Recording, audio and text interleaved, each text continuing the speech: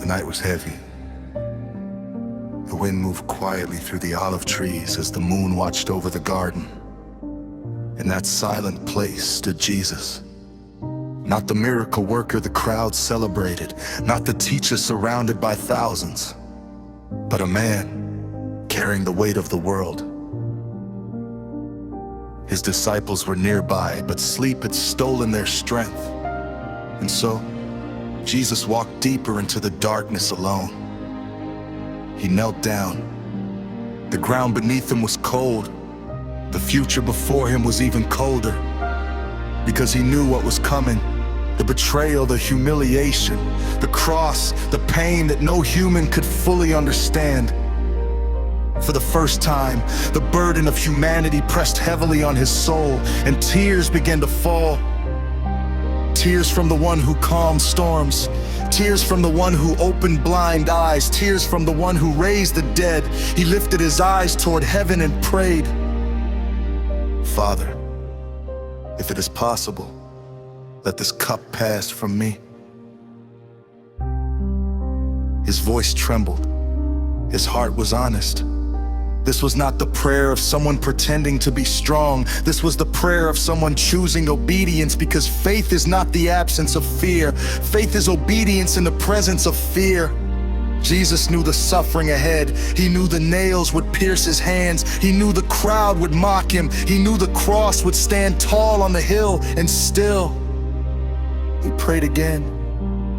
"Yet not my will, but yours be done." In that moment, heaven was silent. No thunder, no angel armies descending to stop the suffering, just the quiet presence of God. But something powerful happened in that silence. Strength began to rise within him, not because the pain disappeared, but because purpose was greater than pain. Jesus stood up from the ground. His tears were still on his face, but his heart was steady. The soldiers were already on their way, torches moving through the darkness. The betrayal was approaching. Judas would soon arrive. A kiss would be given, chains would be placed, the road to the cross would begin. But Jesus did not run, he did not hide, he did not fight, he walked forward. Because the cross was not an accident. It was a mission. Every step toward it was a step toward redemption. For every broken heart, for every sinner, for every person who ever wondered if God truly cared. And when the soldiers arrived, Jesus did something astonishing. He stepped forward and said, "I am he."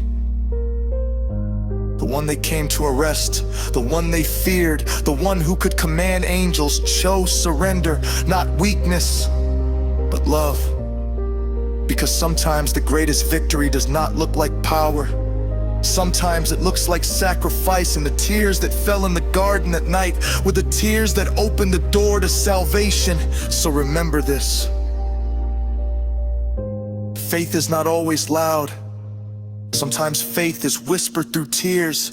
Sometimes faith kneels in the darkness. Sometimes faith says, "God, this is hard, but I trust you." And because Jesus chose the cross, hope still exists today.